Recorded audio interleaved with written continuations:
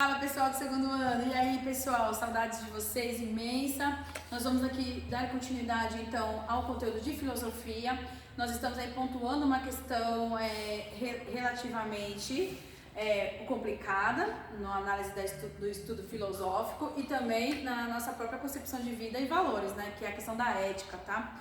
Então nós vimos ali um pouquinho do John Stuart Mill, a gente viu um pouquinho do Bentham, aí a gente deu uma introdução básica no Kant e nós vamos continuar no Kant no terceiro módulo.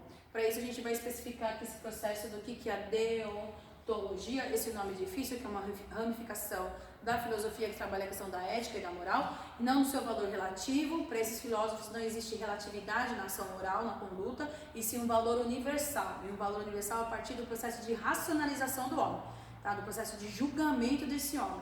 Porque a única coisa que diferencia um homem realmente de um ser animal é o processo de julgamento, o processo de pensamento, de racionalização.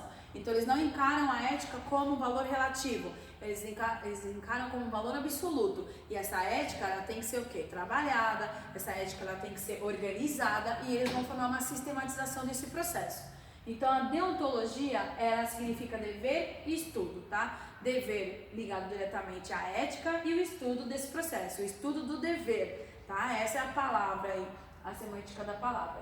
A teoria ética, que encara as ações morais em termos de permissão e proibição centrada no conceito de dever. Então nós vamos trabalhar aqui a questão das ações, da nossa conduta, a partir então da formação desse contexto que vai usar uma terminologia, né, em cada pensamento filosófico, tudo bem? Então pra gente é a ação, tá? Não é o pensamento, não é o que eu penso em fazer, é o que eu estou tomando como atitude. Aquele negócio de, eu pensei em fazer aquilo, mas saiu do jeito que eu não queria, sabe? Então, mas eu tentei ser boa, mas acabou saindo tudo errado. Então, pra deontologia, não importa o que você pensou, o que você imaginou da ação.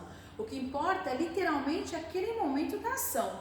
Então, para Immanuel Kant, ele desenvolveu a mais completa e detalhada ética deontológica. Ele é a nossa referência para essa ação moral de valor absoluto, tá? O mais importante de todos.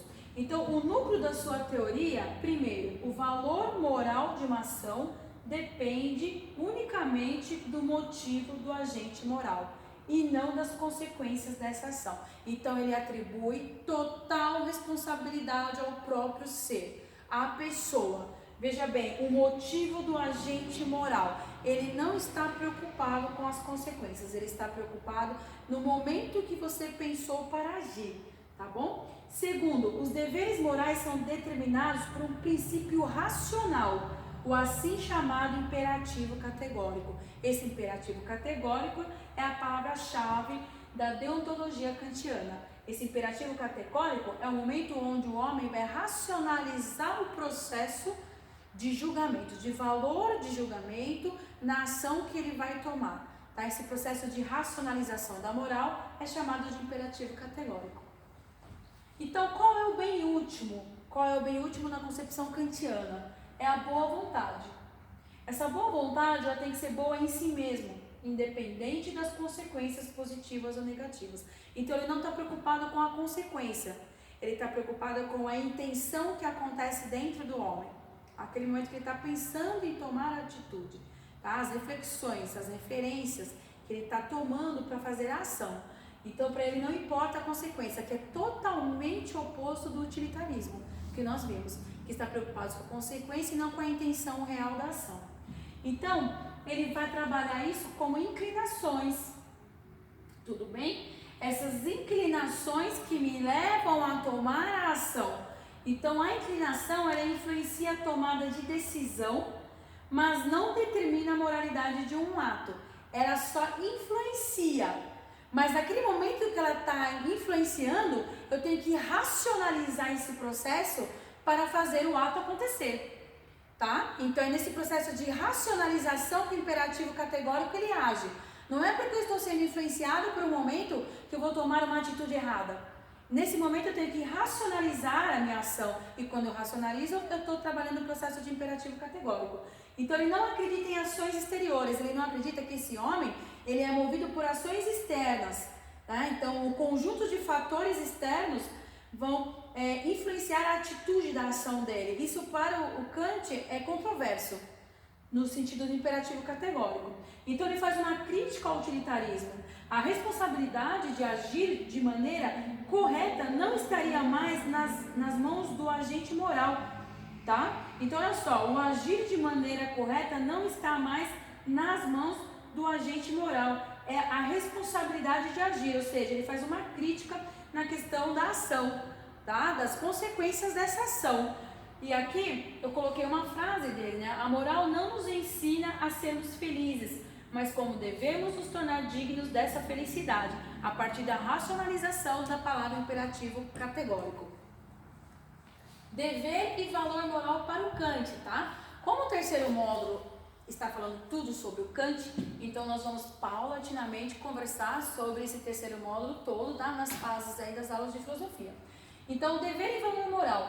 Ação com valor moral será aquela motivada pelo dever, tá? Então, a ação para ele só tem valor moral quando eu ajo pelo dever. O dever do quê? O dever do que é o correto, do que é a ação necessária a ser tomada naquele momento, tá? Mas como se define o dever para o Kant? Motivação baseada no dever e motivação baseada em inclinações. Então ele dá um parâmetro aqui, ele separa em dois e ele fala que esse dever a gente vai classificar baseado no dever mesmo, no que é correto, e baseado nas inclinações, o que vai me motivar a tomar aquela atitude. E o dever é a necessidade de uma ação por respeito à lei moral.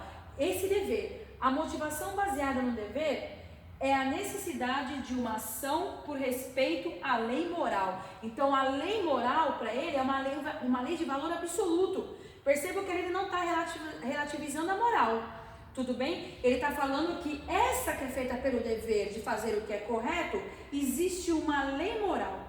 E essa lei moral que deve ser aplicada em contradição ao quê? Às inclinações, que me levam a tomar atitudes inclinadas ao mundo exterior e não a minha concepção de racionalização desse processo, tudo bem? Então é isso, gente. Hoje nós demos aqui uma introdução ao aspecto do pensamento do Kant. Nós vamos dar continuidade nas próximas aulas de filosofia. Um beijo no coração de vocês. Tchau!